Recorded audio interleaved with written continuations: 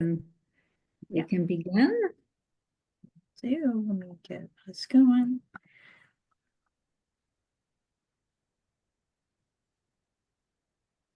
Perfect. Thank you. So hello, everybody who's here today. Thank you for coming. My name is Melissa Cerrone with the Office of Arts and Culture, and I am here with my colleague April Bryce, and we're going to present the grant writing webinar for the Cultural Arts Award grant application. You may think we're going to go through this presentation a bit quickly, but remember we're going to have it available for you to review afterwards. We post these online about a day or two later. But if you are here today in person, I really do encourage you to stay for the presentation because you're going to have an opportunity to actually look at the grant application in the site. And you're also going to have an opportunity to ask questions. And I think that that is often very valuable. So if you're able to stay for the duration, it should be less than an hour, I think. I'm going to hold most of the questions until the very end of just this part of the presentation so we can get through the material with plenty of time for you to ask questions and to take a look at the application. So next slide, please.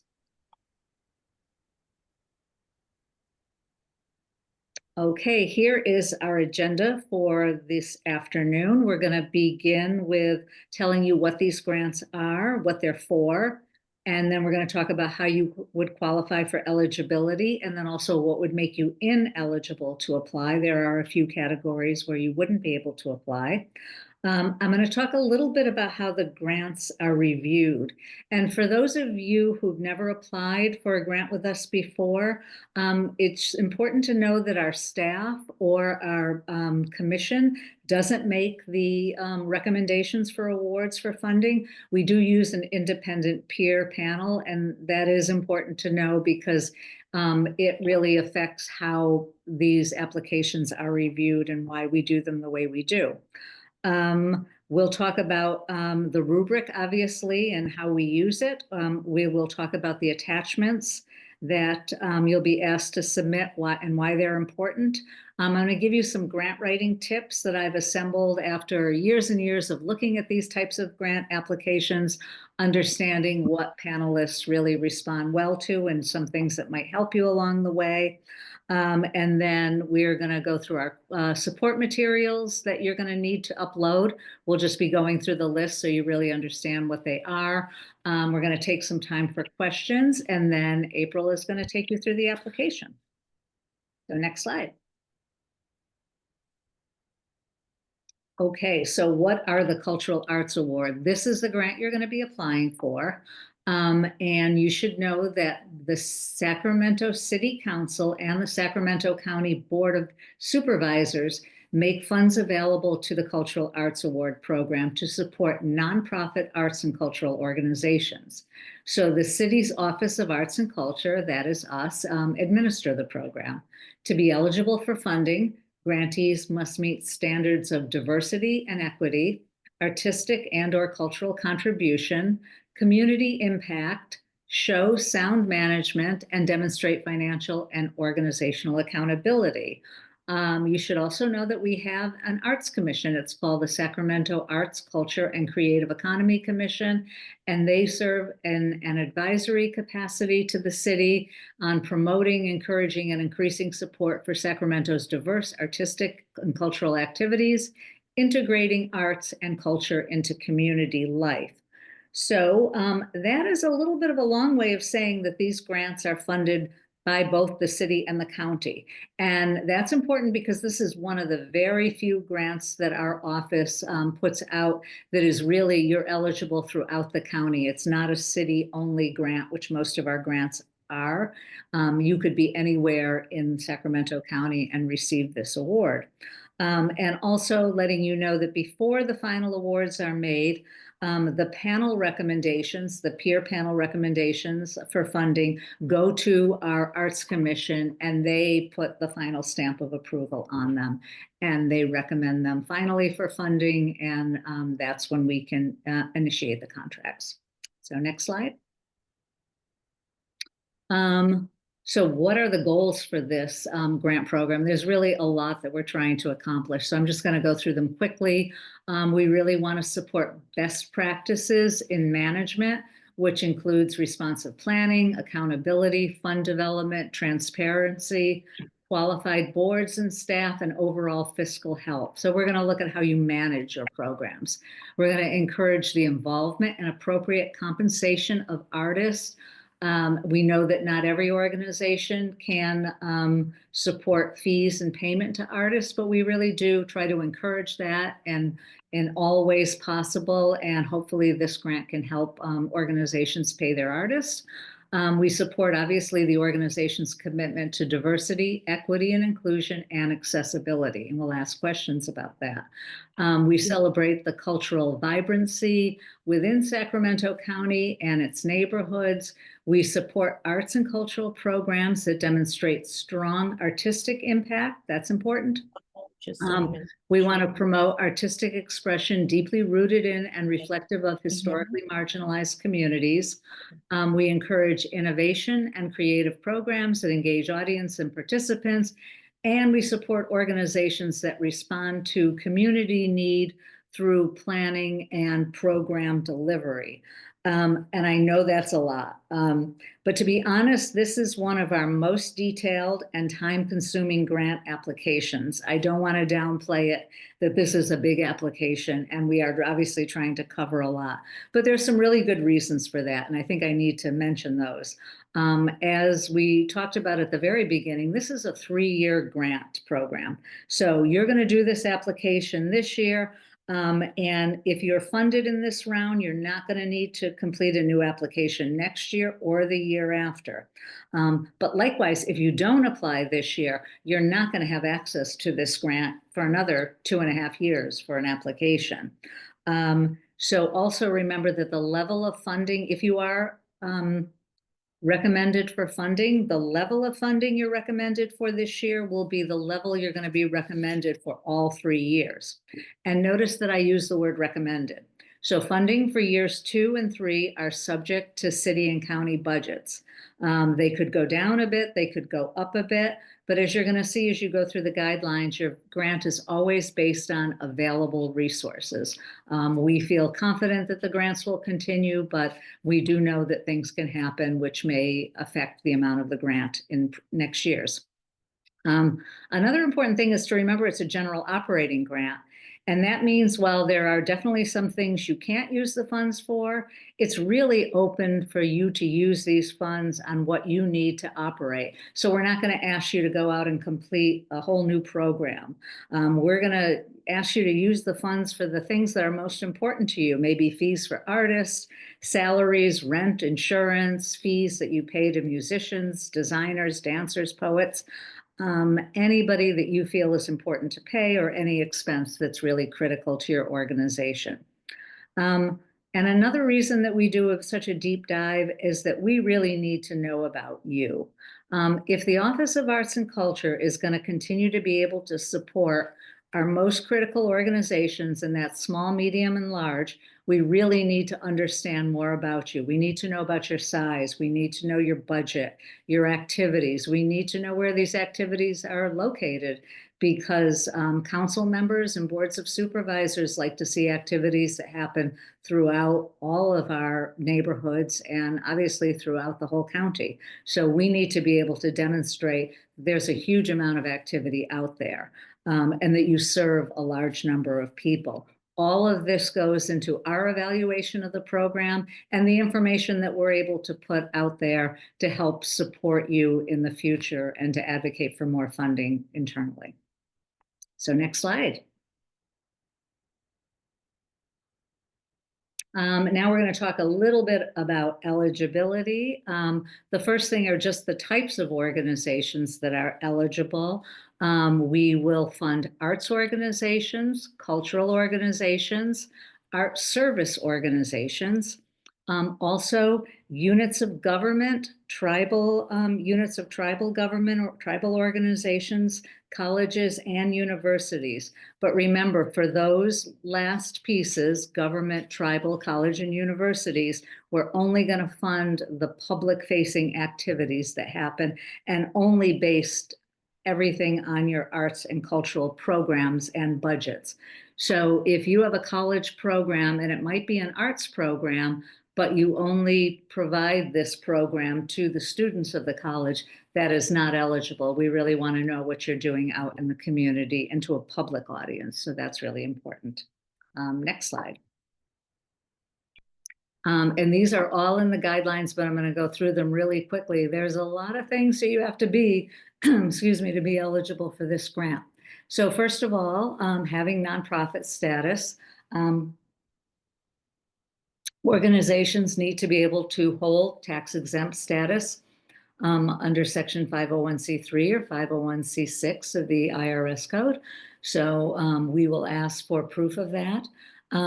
Excuse me, all organizations must be registered, current, and in good standing with the California Attorney General's Registry of Charities and Fundraisers and the California Secretary of State. I'll talk a little bit more about that when I go through some of the things you need to upload. But just remember, if you're not in good standing with the regulatory authorities, both of those, at the time of your application, so when the submission deadline is, it's not going to go to panel review. So we really ask you to be really conscious about that. We need to know that the organization's primary mission and programs are focused on arts and culture. There are a lot of great organizations, nonprofit organizations out there who have a different mission and may include a couple of arts and culture programs, but if it's not really your primary work, then it's probably not going to pass the eligibility. And we're happy to have you check in with us about that. We ask that an organization has a real 3-year history of operating and public programming. We're going to look really carefully at your history to make sure that you've been in existence and actually offering public programs for 3 years. Obviously, the arts and cultural program needs to be within the limits of Sacramento County. I know there are some organizations that do programs in the county, but they also do them beyond the county. That's fine, but we're focusing on what you do within the county. So if you're only focusing outside of the region, you would probably not be eligible. This is important, your budget size.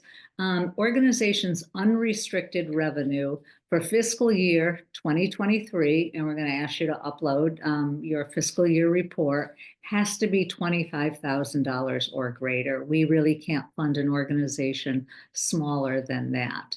And finally, all organizations must be in compliance with all previous or ongoing Sacramento City and County funded activities, grants, or contracts. So that means if you've had a grant with us, but you just never completed the reporting, or for some reason you were out of compliance, you would not be able to apply for this grant. And when we say all, it means not just within our department or our division. It could be any other grant that you have with the city or county. So make sure that all of that is in good shape, and then you would meet our eligibility. Next slide, please. And very finally, I just want to go, what would definitely make you ineligible? And I just wanted to name these 3 different pieces. If you're a fiscally sponsored organization, we do have other opportunities, and you may know that we've had them in the past, that we can fund fiscally sponsored organizations. But for this one particular grant, if you're fiscally sponsored, we cannot fund you. You have to be your own nonprofit. Organizations that receive operating support from the city. This is a little confusing the way I've written it out there, and it probably doesn't apply to you. It's an organization that is really a partner of the city and gets a lot of support from the city, not from our office, but city support to run. So an example of this would be the Crocker Art Museum or Fairy Tale Town or any other organization that really has a very strong connection to city government. And then obviously, as I said, organizations with less than a 3-year history. So here's my first piece of advice. If you read through all the guidelines, or if you read through all the guidelines, and if you're still unsure about whether you qualify because you feel like you might fit into some kind of, hazy gray area, I recommend that you reach out to April right away, explain to her your situation, and we can, talk about it. Well, the one thing I don't want is for anybody to complete an application and then find out that they were ineligible. And I don't want anyone not to apply because they think they might be ineligible and then find out that they're really not. So please reach out if there's any questions. Okay, next slide. So I do really want to spend some time on the scoring rubric because this is really how your application is going to be looked at. I want to get down to the details. The Office of Arts and Culture uses a scoring rubric that assigns points to your application in the following categories. So organizational accountability is 20% of your score.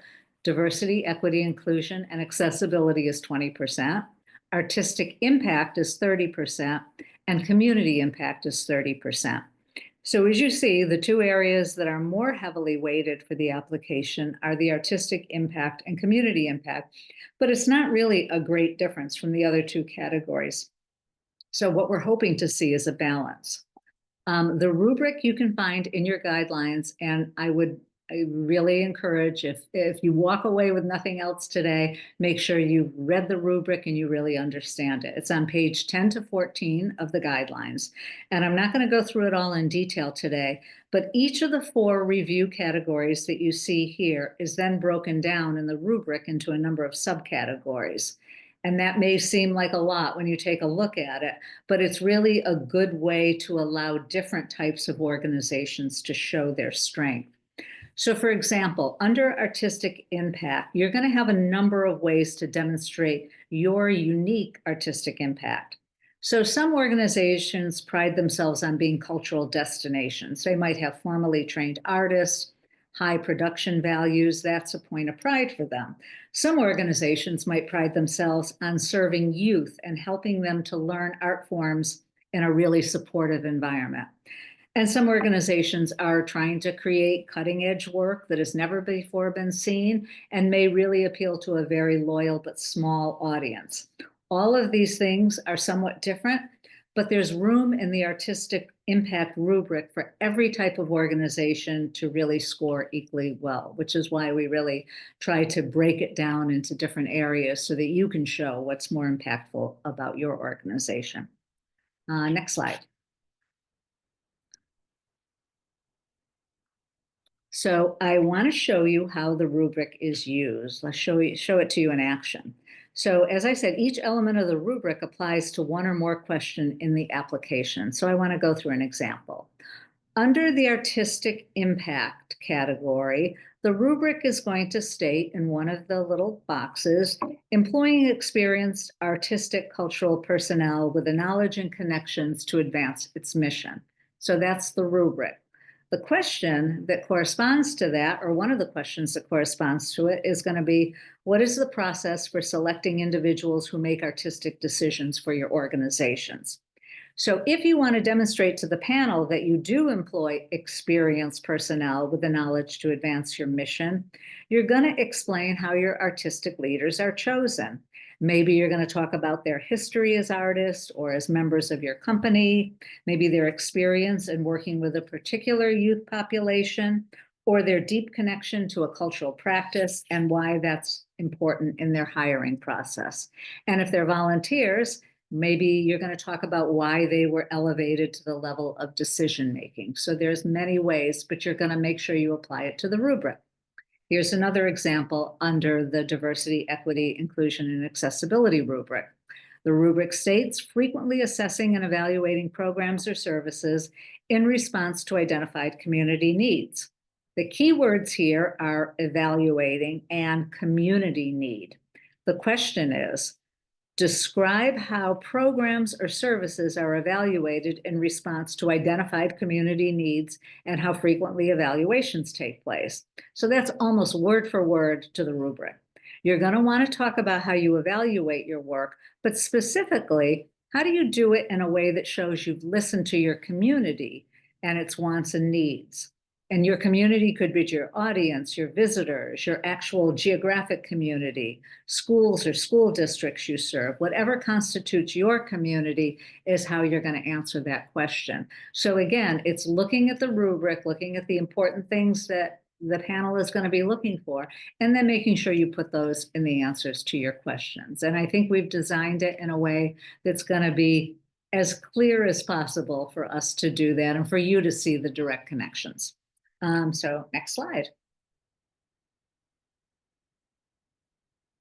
Okay, I want to just take a little bit of time to talk about some tips and find out ways that every organization can show your best side, your unique strengths, and the best ways to approach the application. So the first thing I always say is read the guidelines. I think I've said that like 3 or 4 times already. Read them front to back. Highlight anything you have a question about, maybe something that you think is going to take you extra time to answer, or materials that you need to assemble. Really go through it and get a sense of how long you think this is going to take you. One of the things that I often see folks do is to go directly to the application and start filling it in. It's like, oh, the application's open. Here are the questions. I understand the questions. I'm just going to go and answer them all, and I don't really need to look at the guidelines. Let me just say, you can almost always tell when someone hasn't read the guidelines because they're answering questions in a way that really doesn't directly relate to how we're looking at the applications. So that's the most important thing you can do. Read those guidelines. Obviously, go over the rubric and make sure you understand everything. We do try to remove jargon as much as possible, but we are as guilty as anyone else of sometimes using words that don't make sense to everyone. Rubric, it could be a perfect example. Not everybody really knows what a rubric means, but we use that word. For example, if you're reading the following: engaging in DEIA-informed board and staff leadership development, recruitment, hiring, promotion, and/or contracting practices, and you're looking at it and you're saying, I'm not sure if we do this. I don't even know if I'm really sure what it means. Don't try to answer it. Reach out, ask the question. Again, I say reach out to staff, and we're going to talk about some mentors that we have available, but we want to make sure you're answering a question that makes sense to you. And we can't always be perfect in how we structure questions. So that's what we're here for. We're here to help you understand how to interpret these questions. Be honest about what you can do and how you'll address issues if there's something that you're not able to do within the question. So, for example, you may have spent the last 2 years building a board and really trying to get that board together. And we know how hard it is to build a board of directors. You're trying to get them up to speed, and you maybe haven't fully developed your diversity, equity, and inclusion and access informed practices yet. So it's okay to say, this is where we are. We know we're moving in that direction and we're putting things into place, but we're not 100% there. If it's authentic to you and your organization, it's going to go over much better with a panel than if you're trying to create something that really isn't true to you. Really, and that goes back to starting from where you are. Everybody's not going to be in the same place. Everybody's not going to have the same resources when they go into this grant application. Please know that our applications do not favor large budget organizations, organizations with professional staff, organizations with super long histories. There really is room for every size organization at every level to tell their story and do well in this application. We've seen it in past years. It's really all over the place. It's really just about how you put your material forward. I always say, use an example rather than jargon and words that you've heard. Sometimes words can sound alike from application to an application, but if you're telling a story which is really unique to you, obviously a small, like very tight example of something, it's really going to help bring your application to life. Please remember that panelists, they're human beings. They're reading a lot of applications, and we know that stories stand out. But also don't forget to use data, because data can also be important. Use it where it's relevant. If you really understand your audiences and you know your demographics very carefully, and you can demonstrate what you know about the demographics, that goes a long way too, because panelists like to see that you really have thought about who your audiences are. And one thing that I ask everybody to do, if there's any question that's asking who you serve or who your audiences are, please don't say everyone, because nobody serves everyone, and that just jumps out at people that you haven't really thought about it. Don't assume that the panelists know who you are. They may not know anything about you. Please tell them and show them. Get them excited.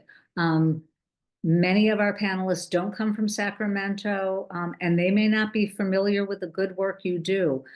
So don't assume, even though you're very well known and very well respected in your community, that the panelists are going to know that without you telling them. Always show them. Answer everything as best you can. If something doesn't apply to you, briefly tell us why, and then just move on to the next question. Don't leave anything blank, but also don't make it so vague as the panel isn't sure why you didn't answer it, or isn't sure why you didn't really put more. Again, it just say, for this reason, this particular piece does not apply to our organization, and then just move on to the next question. I say, ask somebody to read and review your application before you submit it. You could have a coworker, a member of your organization, your mother, a friend, anybody who can catch something. A lot of times we cut and paste, and sometimes we don't catch it, and something goes wrong. There's a typo, that's something that's confusing, something that might not seem clear to someone. When you're just writing and writing and writing, you can get lost in what you're writing, and you can kind of lose track of the thread sometimes. So at a certain point, put it away and hand it to somebody else and say, just take a look at this. And if you're an outside observer, what do you think? Is there anything that speaks to you that's not clear or not precise? I think that's really helpful. And again, if you have enough time, you can usually have somebody else look at it. Which brings me to the thing about time. Don't wait, please don't wait to the last minute to start. This application should take you some time to do. If you wait until the week before the application is due to begin it, or in some cases the day before or a couple of days before, it's likely to show in your application. It's going to make you unhappy. You're going to be crabby. It's going to ruin your week. You're going to hate us.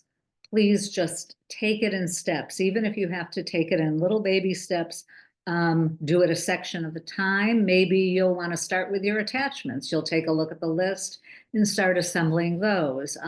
Maybe you'll go one section 1 week or 1 day, and a couple of days later work on another section.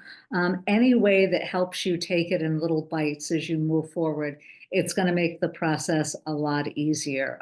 Always save it. Save. And I also ask that you save a hard copy of everything that you're doing. So maybe you're writing it in Word or whatever program that you use to write it, and then you're uploading it. No matter how you do it, save another document. Submittable is a very, very reliable and easy to use platform, but glitches can happen. You may forget to save your draft as you're working on it, and just close out of the application and realize that you wrote this really brilliant piece and you've lost it. But if you've saved it somewhere else, all you need to do is cut and paste and put it back into your application. So do that. And my final tip, and it's a recommendation, we've got some great mentors available to help you. They're not going to edit for you. They're not going to write it for you, but they're going to help you answer some questions, help you understand some questions, help you talk out some of the ways you want to approach the application. I really advise you to reach out for a mentor. It's going to be on our website in terms of how you can sign up. I think we have them in like 30-minute increments, but it's very useful, and we found it in the past to be really helpful. And also reach out to staff. You can feel free to reach out to me. I'll put my email in the chat. April is your main contact on this, so I definitely encourage you to reach out. We are here to support you through this process. It may take a day or two to get back to you, but somebody will get back to you if you have questions. Excuse me. Okay, next slide.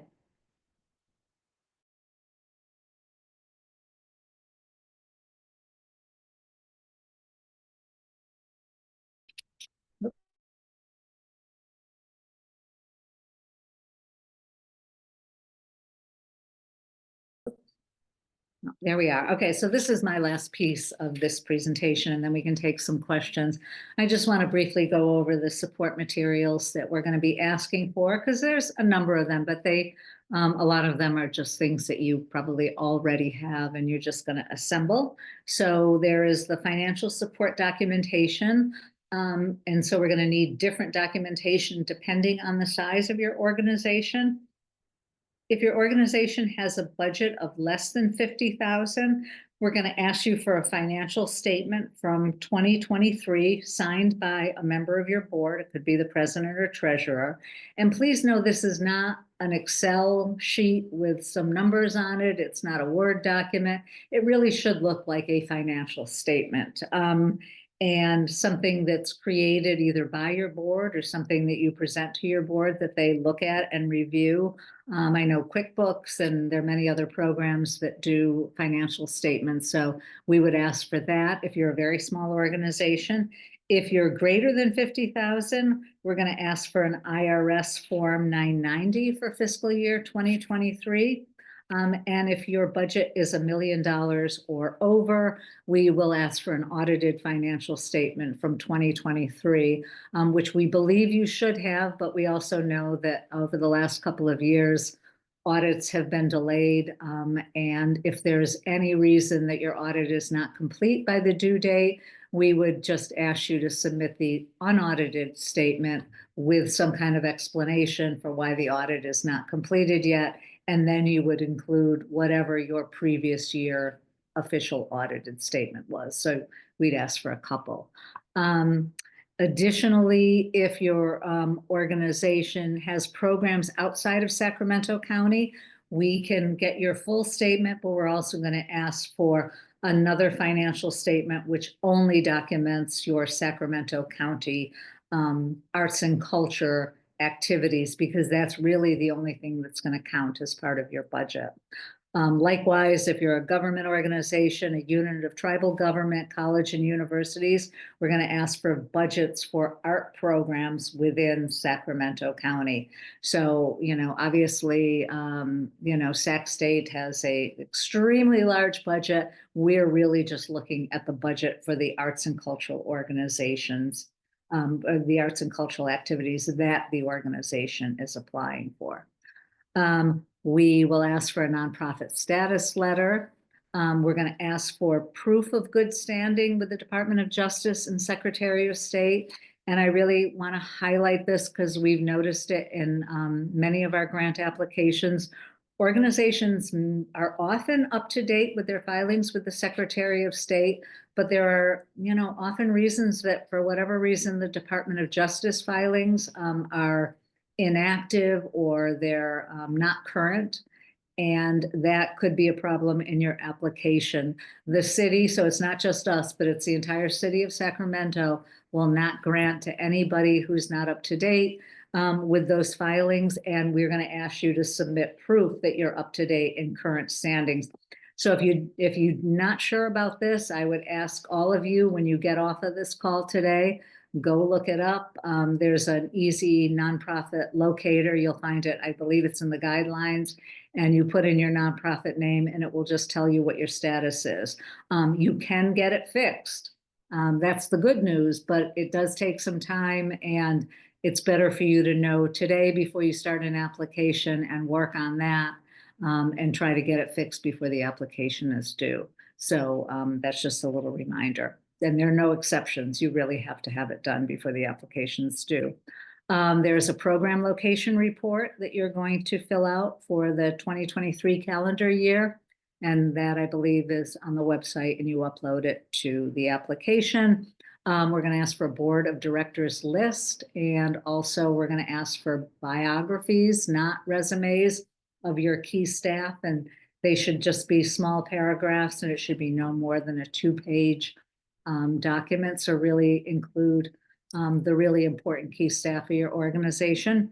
And then they're going to be work samples, and we're not going to talk about here. This is kind of just a little reminder that we're doing one more webinar. We're really going to dive into work samples and talk about what a good work sample looks like and the different formats for work samples. And we hope that'll be a fun little webinar. I believe it's next Monday. So we'll talk more about that there. You'll obviously be able to attend the workshop or go afterwards and look at it online, but also the guidelines will give you all the details about the work samples. So that said, that's all I have to present here. So happy to take some questions, and both April and I will field them. She may be able to field them a little bit better than I am because she's really familiar with the application, but let's take a look. Yeah, so we do have some questions in the chat. So if you want to ask a question, go ahead and use that Q&A function on your Zoom.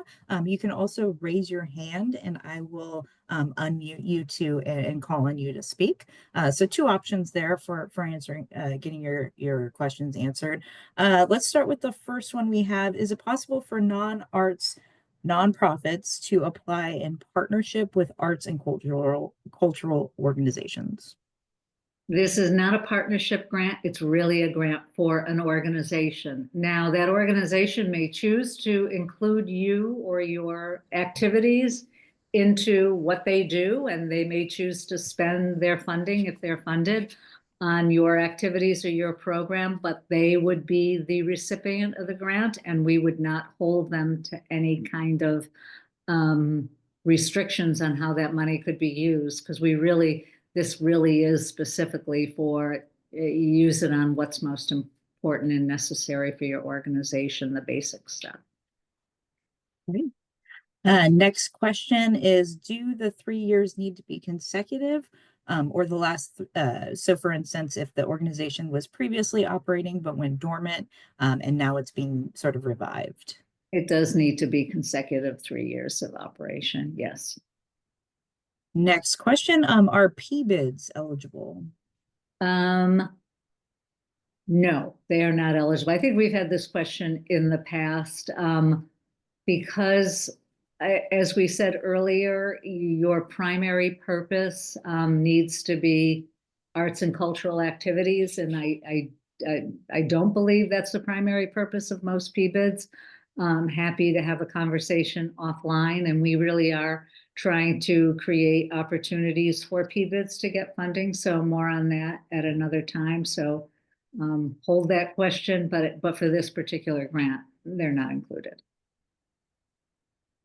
Next one is, what is April's email? I'm going to put that in the chat, and it will also be the last slide of this webinar. So I will put that into the chat for everyone. Question after that, can you define artists? I understand the traditional sense, but what might be unique definitions or positions that could fall under this umbrella?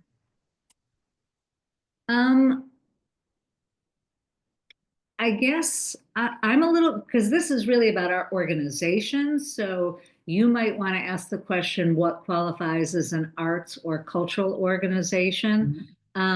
And there's not a particular definition, but we really do look at what are the activities that happen at the organization. And that's what we look at. And then in terms of who that organization employs, as artists, we probably need to know a little bit more about the context for this question to provide you with a better answer than that. But it's, again, really think of this grant as for organizations. It's for nonprofits and who they use. And if you're an arts and cultural nonprofit, for the most part, you're going to work with people who define themselves, or you define in your own way, as artists. That could be filmmakers, it could be designers, it could be, a whole host of people, things that may seem less traditional than others. But again, it's really going to start with that nonprofit status. So if you need more information on that one, you can go ahead and raise your hand. We could talk about it here. But I'm going to jump to the next question. I'm confused on when an audit is required.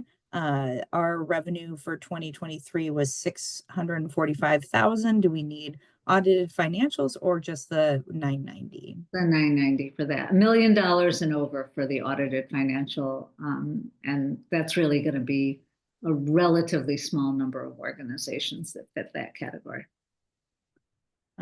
Great. Next one is, could this funding be allocated to create a new arts-focused position within our organization? It could be used for that purpose, but remember that a lot of the grant application is not going to be geared towards you telling us that that's specifically how you want to use the funds. I mean, how you use the funds is up to you, but you really want to tell the story of your organization and who it serves and how it serves people. Another individual asks if this will be emailed, this video will be emailed afterwards. I won't be emailing it. However, you can find it on our website. Office of Arts and Culture, we'll have it right up under the grant, so you can find it there. Next one, can programs work with fiscal agents? Nope. That's one of the points that I went on earlier. This is the one grant, and we have had others in the past, I know, so it's kind of confusing, but this is one grant application based on its restrictions that it has to be the nonprofit. So if you're fiscally sponsored by a nonprofit, and that nonprofit is an arts and cultural organization, they can receive the grant, but they can only receive one grant, and that grant is for them, and they decide how they're using it. So it's really not to support then a fiscally sponsored program. Next one is, when is the application open and when is it due? It is open now. You can find it at the on Submittable. You can find a link for that on our website, and it's going to be due on December 15th at 11:59 p.m. Next one is, I'm not seeing all questions, and chat is off. The chat is off, but you can type into the question and answer. You can also raise your hand using that raise hand function, and we'll call on you to speak. Next one, if we are a 501c3 that does community events and cultural art events, does this grant apply to us? I mean, it sounds like you may be in that kind of funny space where you're not really sure. I would reach out to April offline and give her more information about your organization and what it does, what the mission of the organization, and I think she can provide guidance. And in the past, we have really included a lot of specifically cultural organizations that maybe provide sort of the entree to the organization may be through language, kind of studies or one particular cultural organization that really promotes learning about that culture. And if there are enough arts components or activities that promote whatever the cultural meaning of that type of organization is, then we have encouraged them to apply. And so I don't want to say it's on a case-by-case basis, but if you're really confused, again, don't go through the whole application and then be disqualified because you're not a cultural organization. We're usually pretty open about it, but I would reach out to April and give April more details, and then you can, have some back and forth on it. The next question is, can you give us an example of an organization and proposal that might receive funding? It can be made up just to get an idea of an organization that might pass the muster. Wow, that's really hard. I think The things Mhm. that panelists really respond well to, and again, this isn't like set in stone because you could be an organization that's very different and you could also get funding. Um, if you're an organization that really understands who it's there for, like who its audience is, who its community is, and really is clear throughout the application that you're really providing a very specific program or series of programs that meet the needs of this audience. Even if it's not huge, it doesn't have to be, thousands and thousands of people, but you're really clear about what you're doing and why and how you serve this specific audience. Those applications often, they often feel very cohesive and they often do well. I'm not saying that's the only type of organization. That's why it's really hard to give an example. But if you're really vague about who you serve and why you do what you do, and nothing seems like it's like you're not even sure or you're not showing a lot of the work that you do or have done, it's a little bit more difficult. And it's not to say that your organization isn't doing good work, but if you haven't found a way to really show it, then panelists sometimes struggle with it.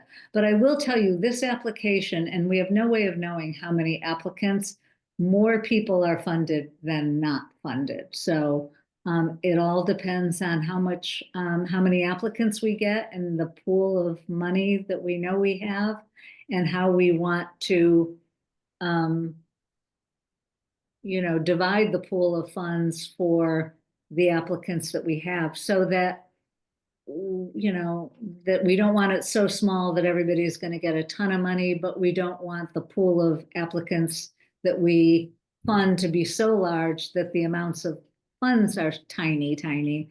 The smallest grant, I believe, April, is $5,000. So that would be the smallest, but the largest is how much? It no more than 50% of the organization's total adjusted operating income.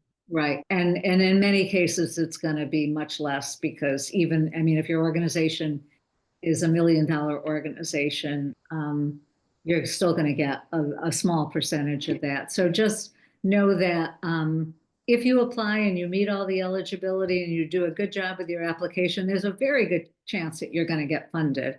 Often when you're not funded is because things are very incomplete. I would say that would be one of the biggest reasons that you might not be funded, or, if you've met the eligibility. Great. Next question is, if we submitted our final SMU data arts report, do we still need to submit our 990s? I'm guessing yes. Yeah, we're still going to need that documentation.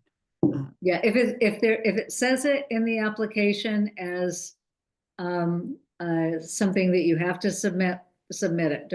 Don't question it. It's not optional. If it's optional, then you can really decide on your own.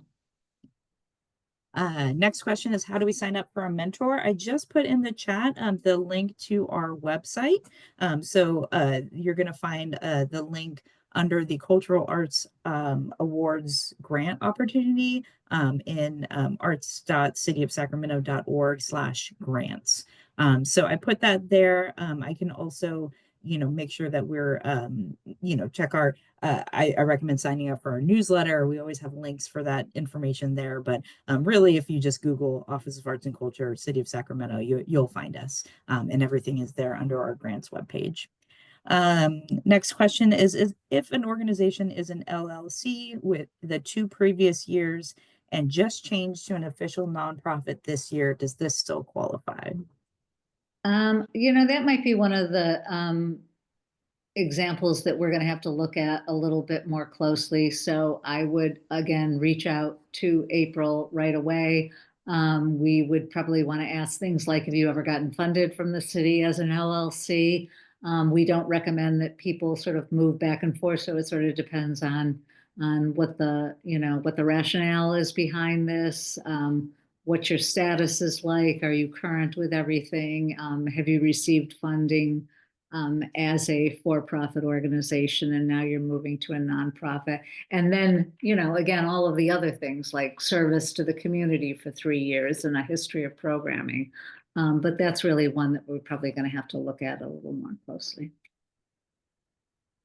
Next question is clarifying past 3 years. Would that be 2021 to 2024? I'm assuming this question is 3 years of operating history is what I'm assuming, but if there's clarification, please let us know. So yeah. And that's correct, April, is that's the period, yeah. Yeah, I would just say, you know, that you're operational from 3 years for the last 3 years from time of application, I think is a good rule of thumb. Would love to have a follow-up with around my PBID questions. It would be specifically for the art and culture and art focused events we have been creating in a specific district. Have a lot to show on the positive impact and monetary gain for artists our events have been generating. You know, I think for that one, I think we might want to just kind of chat that over just to kind of highlight that. I think the key is really that primary mission and programs piece that kind of, you know, kind of hinges that eligibility. But this might be something to kind of chat over, you know, one-on-one and just run through it and we can kind of wrap around. So I would say give me a call. I'll have my information at the end of the webinar, and my email is in the chat. So I think we should maybe talk about that just so I can get some more details for you. Next question, are government agencies that are not nonprofits eligible? I'm trying to figure out what type of agency and what the status of the agency is. So what kind of government, because we do say government agencies, but what is your status as a government agency? I think we'd need to know more details about that. I mean, really, you know, the focus of this grant is nonprofit organizations. That's the primary focus. So try to understand it in that way. There are a few exceptions, but those exceptions, if you really look at them, are so very clear cut. Therefore, a, you know, very public program that serves a very specific community in the arts and culture world. And that's how they achieve eligibility. So we don't really want to extend it too far outside the guidelines. This is one of the few grants that is specific to the arts and cultural organizations all throughout the county. So we want to make sure that we're really serving that primary, you know, that primary audience as best we can. So while we have in the past brought in some, you know, pieces of government, you'll see that very often they have their own, you know, nonprofit status or they have their own staff, and it's really very specific to the program. So we're going to be, you know, I don't want to say, but we're going to be a little bit tough around that. And I think that serves our nonprofit arts community well, and that's really the goal of this program. We're getting down to the end of the questions. Again, you would use that Q&A function on Zoom. It's under the More tab if you want to ask a question. You can also raise your hand and I will call on you. Next question is for organizations over $1 million annual budget. Do we need to submit both audited financials and Form 990 or just the audited financials? I'm just assuming just the audited financials. If that's what's required at your budget level, that's all you need. You don't need to ever do a duplicate of anything. Great. Next question, given the uptick in the usage of AI generally for grants, is there an option on that for this one? Your opinion on that one for this one. I have no opinion. I always assume that there are always going to be some people that are going to use AI. If it suits you and it helps you, go ahead and use it. Just be sure. Obviously, we all know we need to check to make sure it makes sense. And I would encourage somebody else to read it for you, because you want to stand out. and you don't want something that looks like it could apply to anybody else. So your stories are your stories. If they're kind of restructured or rewritten by AI, that's one thing, but you want a story to stand out, but you want it to be real and unique. Great. Next question, how many panelists will review and where do they come from? I can only tell you what's happened in previous years. So in the last cycle, we had 7 reviewers.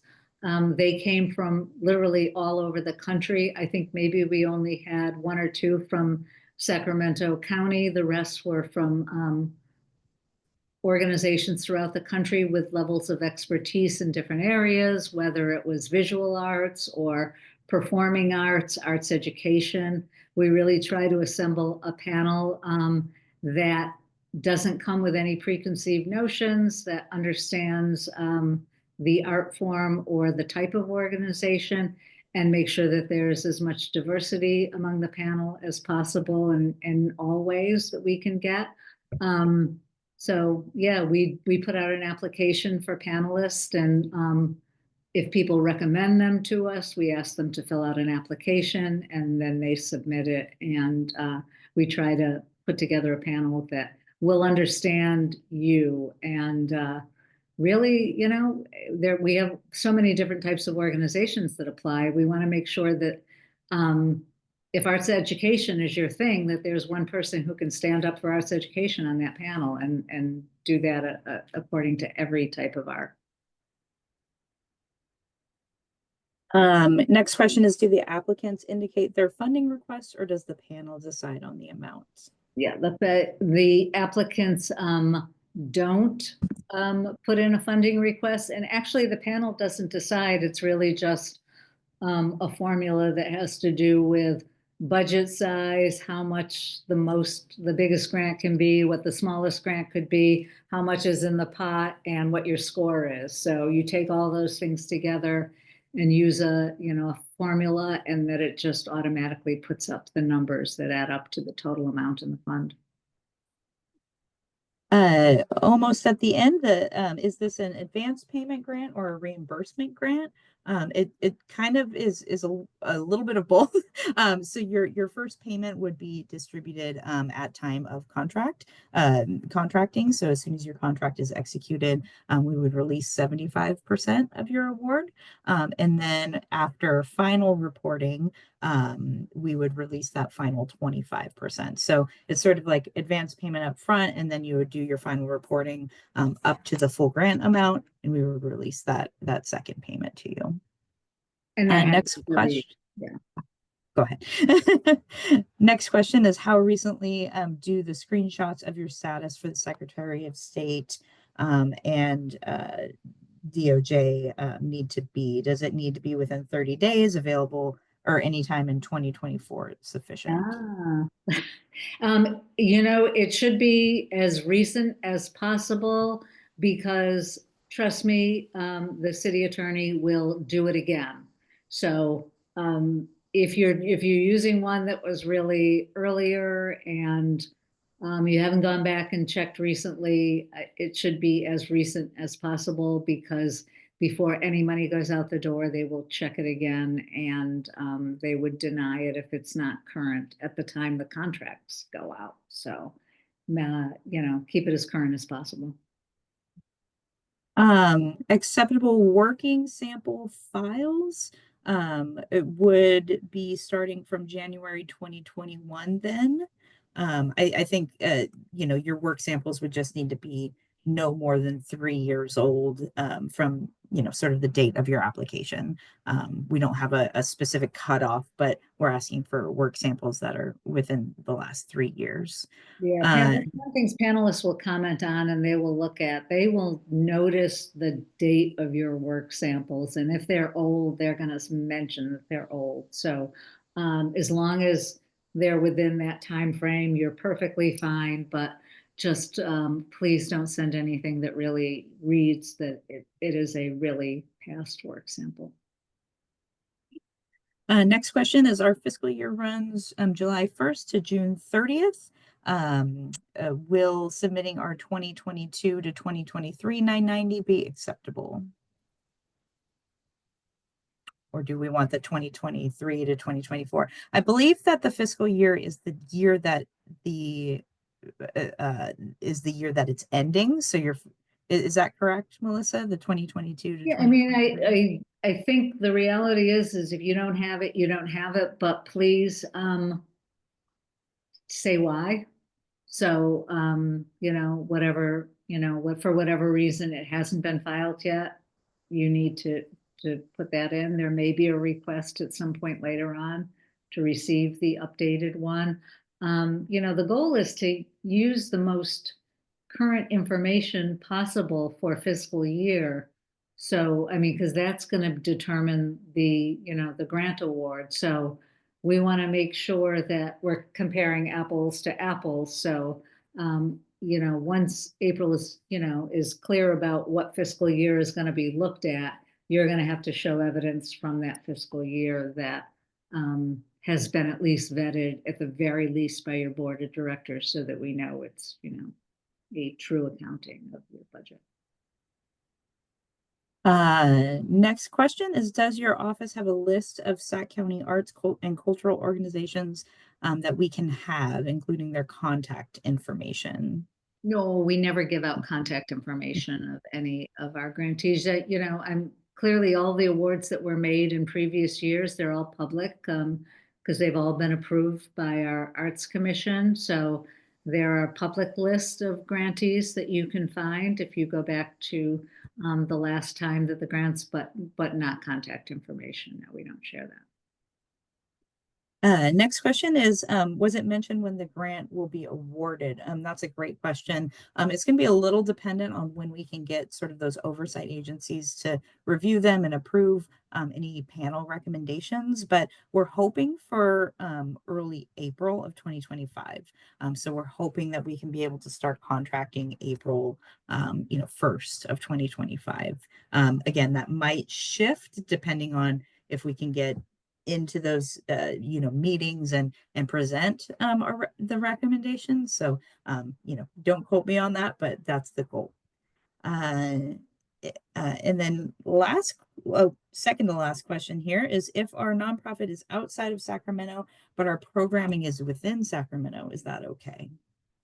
I hate to say no because Leanne, I know that there are a lot of organizations who do great work in Sacramento or Sacramento County, but for whatever reason, they are in another county just because that's where the office is or that's where they're located. But we have to be really strict about this. These are, the guidelines given to us from because we get funding from the county and we get funding from the city. So we have to be really, really conscious that every organization's formal address is within the county because we have to report out on that. So for this particular grant, no, we couldn't do that. And then the last question I have in the Q&A is, do you have a list of Sac County arts and cultural organizations without contact information? You're really trying to get that list. I don't know, but I would have to go find it. So if I have to go find it, I would ask you to go find it. I don't particularly have a list that and I don't think it would be all Sac County arts and cultural organizations.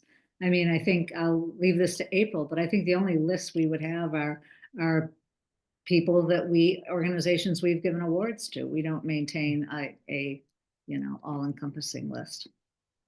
Yeah, that is, something that would be so helpful for everybody. But, I would recommend maybe going on the Cultural Arts Awards under, our grants webpage does have sort of past recipients. That would be a good place to start. So does the Arts and Cultural Nonprofit Recovery Program. It has a list of past recipients. So that would, looking at those different lists of who's been funded might give you a kind of comprehensive view of the scope of work out there. That is all the questions that are in the chat. If I'll give, another second or so. If you have any further questions, if you want to raise your hand or put them in the chat. Otherwise, I know Melissa is going to be popping off, and I'm going to take everybody through just briefly the application. I do have the information up here for you with the Office of Arts and Culture shared email. You can reach me and Melissa there, as well as my contact information. So yeah, if you are have all seen the application and you need to pop off and get back to your day, that's great. Otherwise, I will I'll unshare my screen here and start taking everybody through the application. So thank you, Melissa, for Yeah, your sure. piece of it. I Terrific. appreciate it. Thank you all for coming today, and I really encourage you, think about applying. It's not so terrible, but if you give yourself plenty of time, it's a lot easier. So, and you're in good hands with April, so bye, everyone. All right. Thanks, Melissa. All right, let me go ahead and stop sharing my screen. And I am gonna take us over to another, oops, so sorry, team. It's always so difficult to maneuver as you're working through these things. But let me pull up the application for everybody and we can kind of go through it a little bit. So you're going to want to visit the Sac City submittable page. You can see the link kind of up here, but saccityarts.submittable.com/submit will take you to that. There's links to this on our website as well, which have been shared in the chat. So, easy to navigate to it. When you first jump on and log in, you do have to sort of like register with Submittable. Really easy. Just pick a username and register yourself. And then you're going to click the correct opportunity. That's going to be the 2025 to 2027 Cultural Arts Awards. You'll see here the introduction to this, a link for the guidelines, a link for the email where you can reach Melissa and myself. This is a shared email for our entire office. And then there's going to be some eligibility questions. So these are just kind of echo what you see in the guidelines. Are you a 501c3? Do you have at least 3 years of operating history? So you're just going to go through these guidelines and click these buttons. If you do not click something and you hit next, it's going to say that you're not eligible. So you do have to click all these to be eligible and to move forward. So I'm just going to go ahead and click all these. Of course, you're also going to see here there's links for to look up your status with the Attorney General. That's the DOJ status we've been talking about, is the Attorney General's registry of charities and fundraisers. Also the Secretary of State, there's links to look that up here as well. So I'm going to select all those and click the next button. Let's see what we get.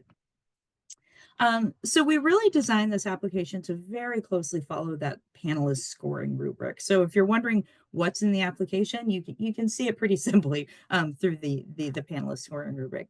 This first piece here, organization information, is just your basic information, address, mailing address, if that's separate. This is not a required field, so if you don't have a separate mailing address, you can leave that blank.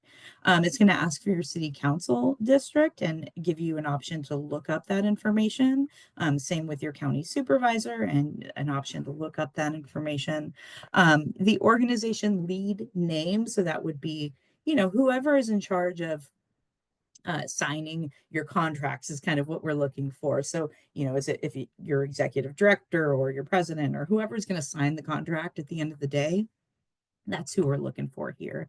And then the primary grant contact, that's going to be the person that we engage with about the grant. Maybe not that person that's signing the contract, but the person sort of overseeing the funding would go here. These are optional in case this one here is optional in case the organization lead is the primary grant contact. You can leave that piece blank. Going down, obviously, your tax ID information, when was your organization formed?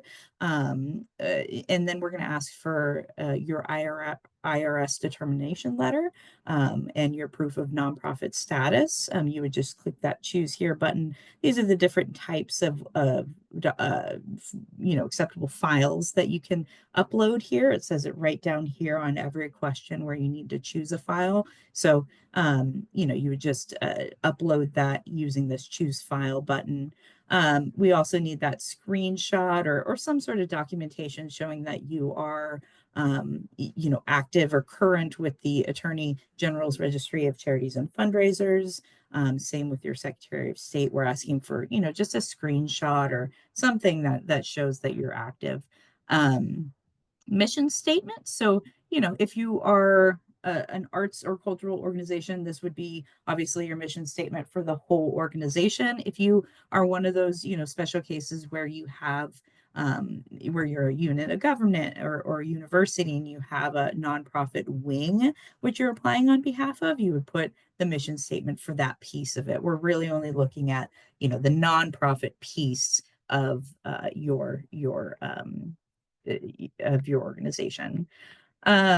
Brief overview of your core programs and services. And then there's going to be wanting you to upload again your programming location reporting form. Now, this again, you can find on our website. You can link to it right here.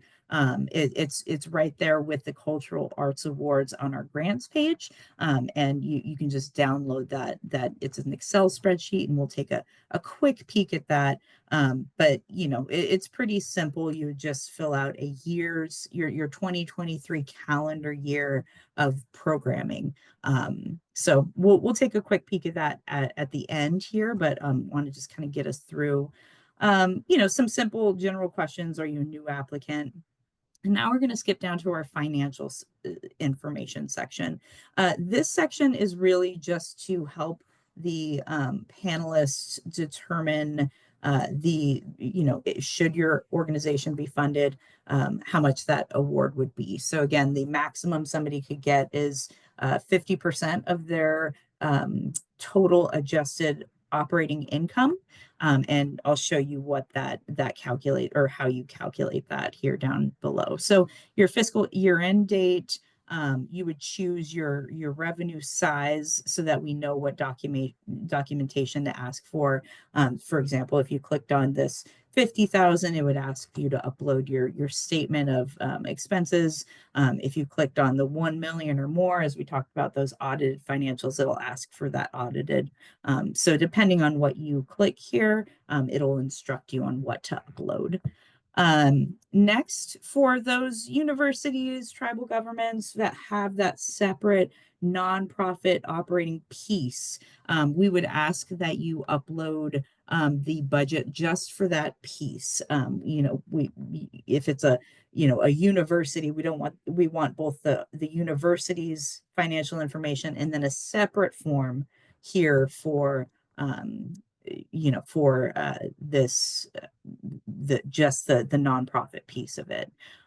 If your organization is within Sacramento County, but you do a lot kind of all over, we need to know what funding is applied to Sacramento County itself. So here you would break out a separate sheet which breaks down your budget for operating within Sacramento County. Again, that's if you're Sacramento based, but you are doing programming elsewhere.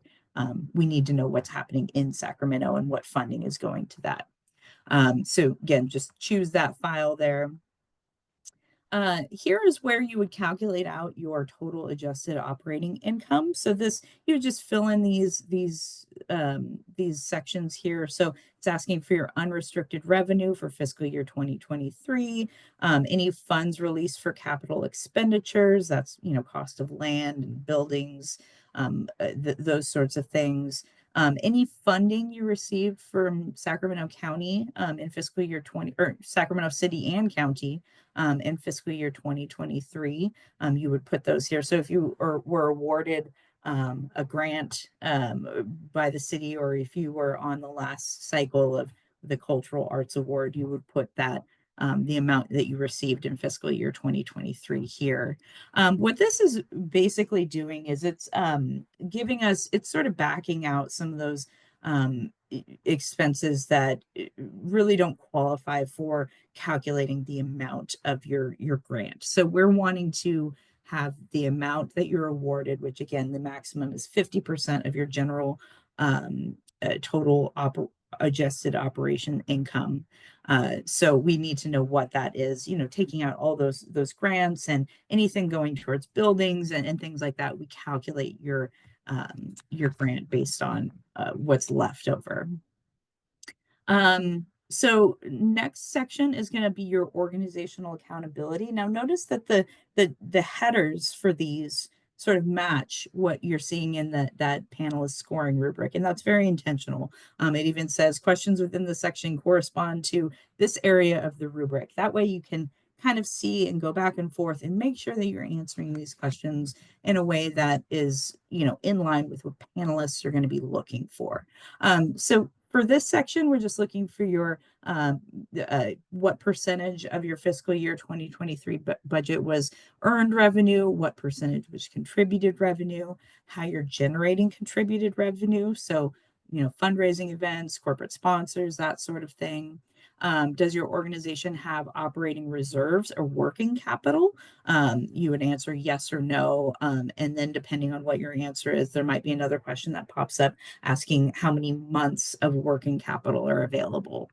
Next is just, how does your organization ensure financial sustainability? So this can have a lot of different applications and can be answered in a myriad of different ways. So, however this applies to you, any short-term and long-term financial goals that you have set, you would explain that to us here. And note that we're looking for pretty short answers here. 300-word limit for most of these answers.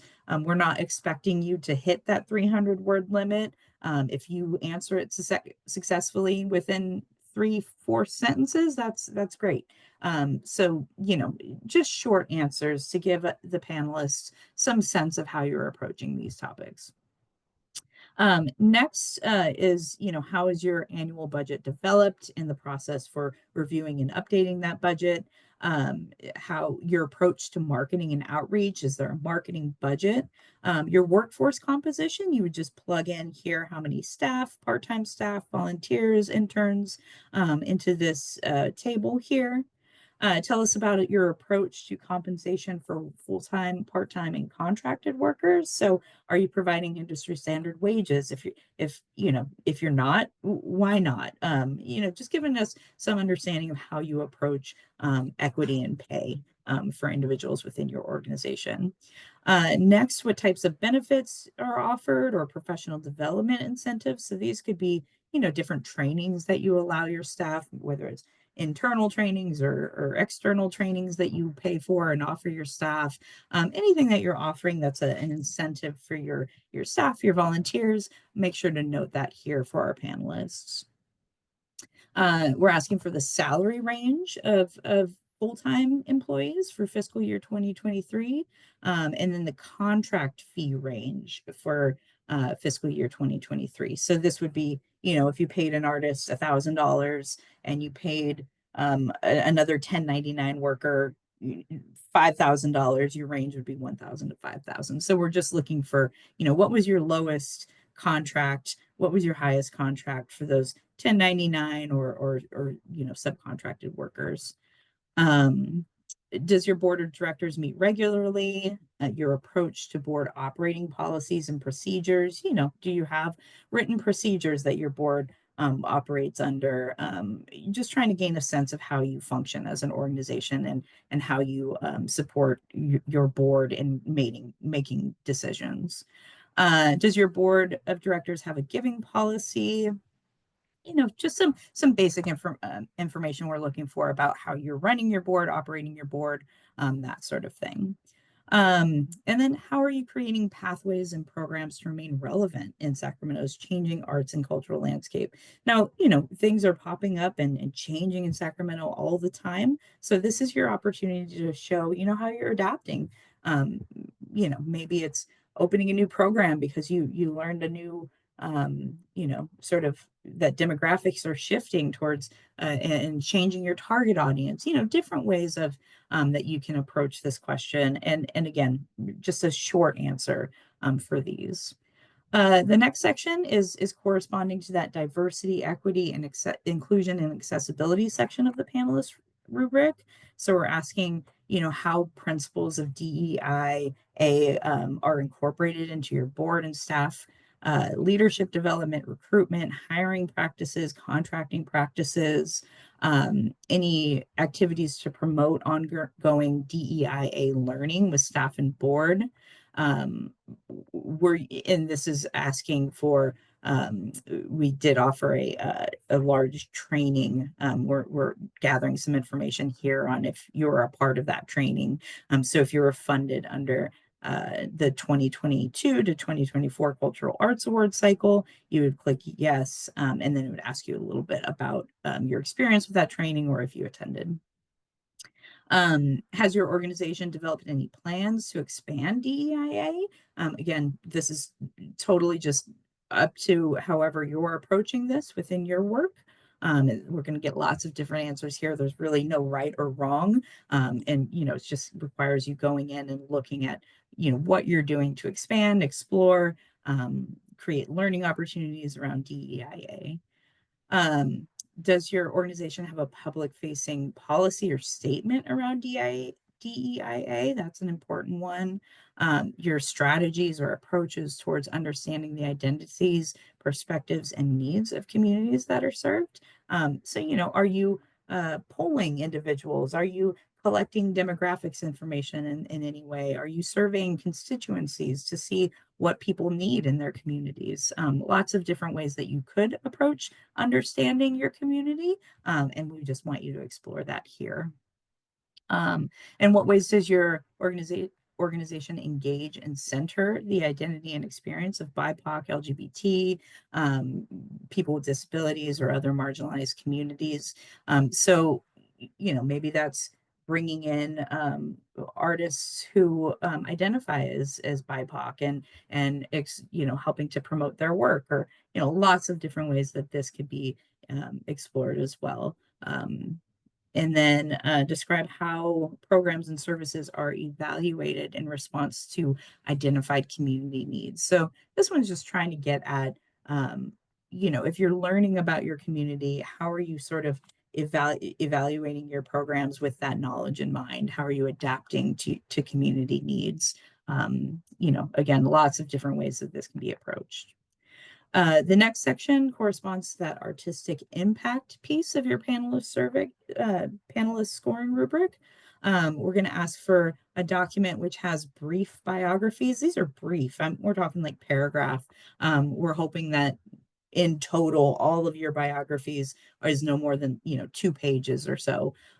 So just, you know, brief paragraphs about the key art or the primary artistic, technical, or leadership staff. What is the process for selecting those who are making artistic decisions for your organization? How has the organization helped to expand the boundaries of the art form in which you work? Now, in this section particularly, I want to emphasize that some of this might not apply to your organization. And if that is the case, you know, we just ask that you put in that NA or that not acceptable. There's sort of language up here asking for that, and just, you know, highlighting that some of these sections might not apply.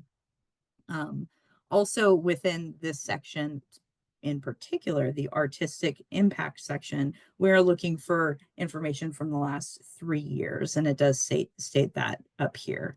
So, you know, kind of think of these questions within the context of the last 3 years.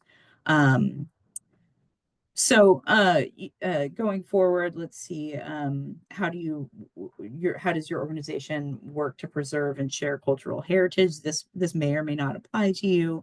How does your organization contribute to Sacramento's reputation as a rich and diverse artistic and cultural destination? That should apply to all of you. You know, you're all members of this community and working and doing the work out there. So we want to know, you know, how are you helping to put Sacramento on the artistic map, if you will?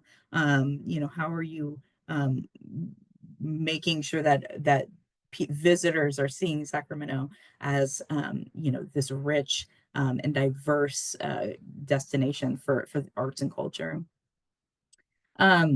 Here we do emphasize that 3 years here to describe commissions, presentations, productions, etc., which supported local artists. This one's more focused on local artists promotion within the last 3 years. The next one is focused. The next question is focused on uplifting new artistic and cultural voices within the last 3 years. So we're looking for local and new.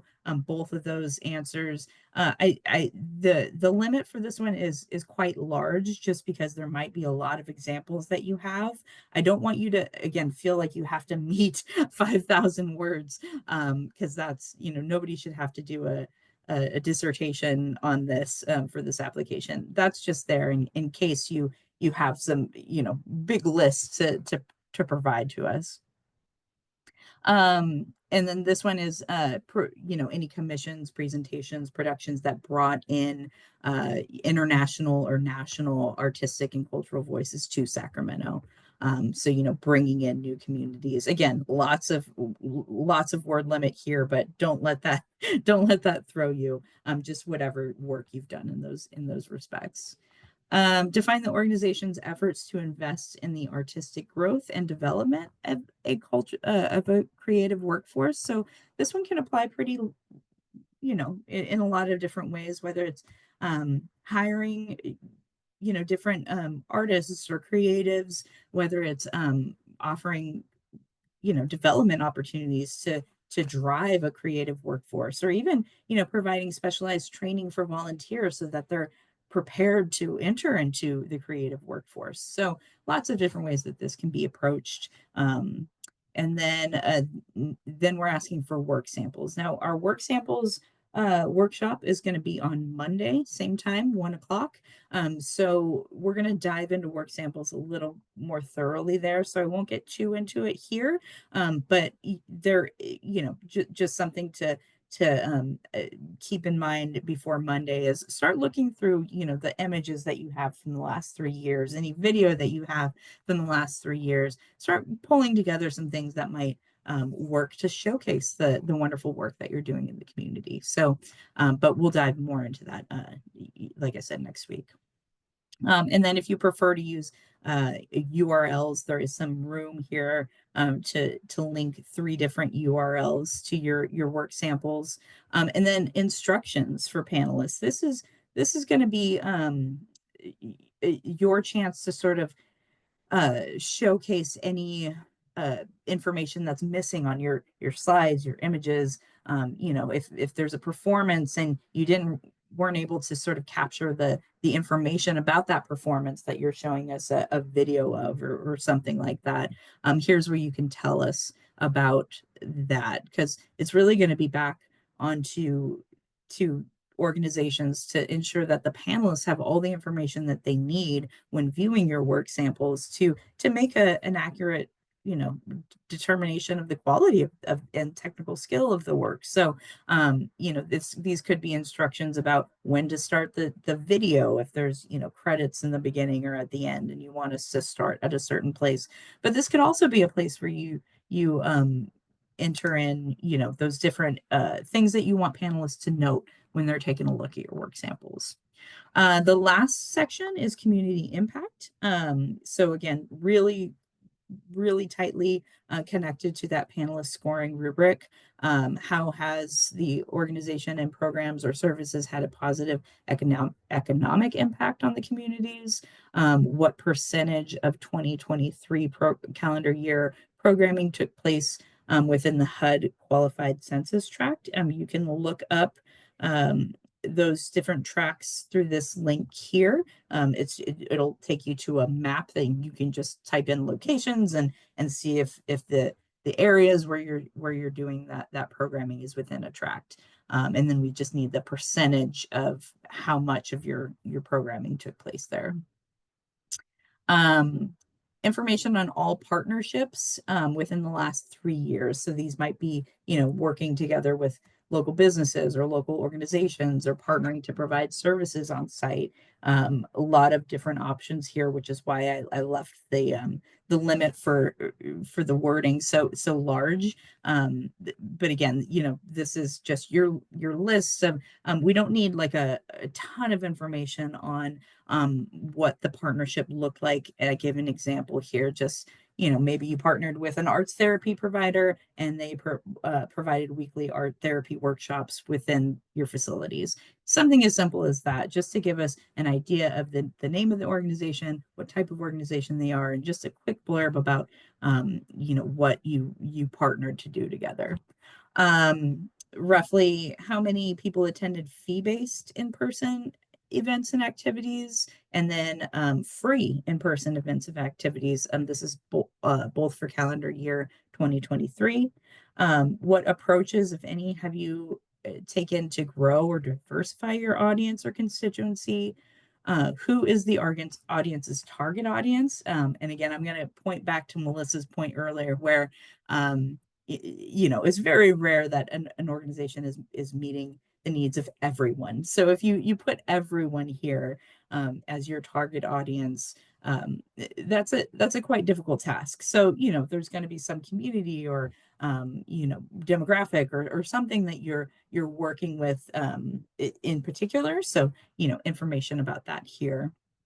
How does your organization engage its target audience, and how effective do you think you are at engaging that audience? How does your core community or audience invest in your organization's work? So that could be, people coming all the time, or having, regulars, or they volunteer all the time, or, you get a lot of financial contribution because your community believes so much in your work. Lots of different ways that can be interpreted and explored here. And then, are staff and board members representative of the communities that you serve?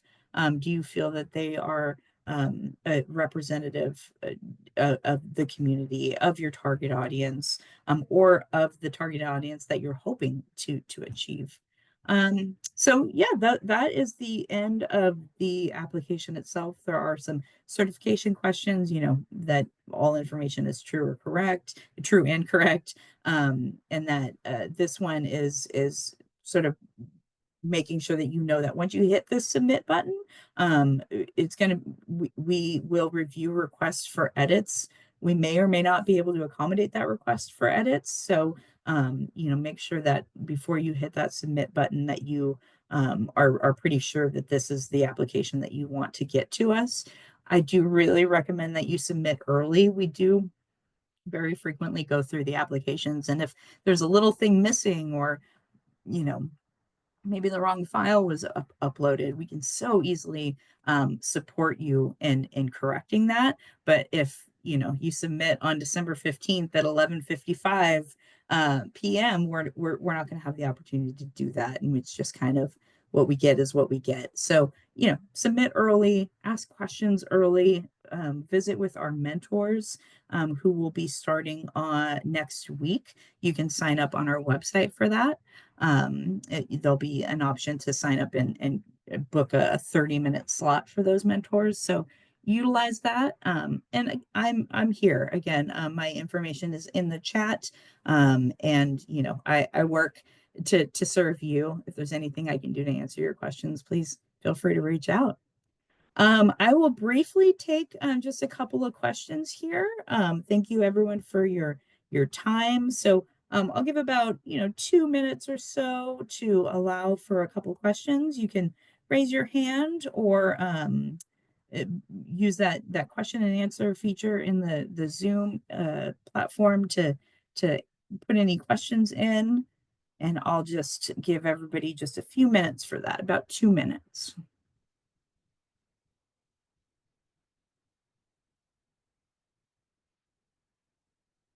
Thank you all again for coming, and I'm really excited for your to read your applications and to get a panel that is really representative and can evaluate the work that you're doing out there.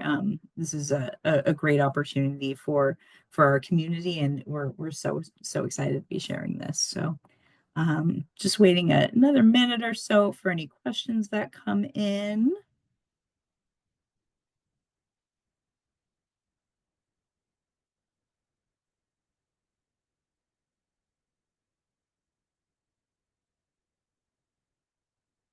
All right. Well, it seems like everybody has it seems like everybody, has their questions answered or are going to be using our mentors or reaching out to me later. That is great. Yeah. Well, thank you, everybody. I'm going to go ahead.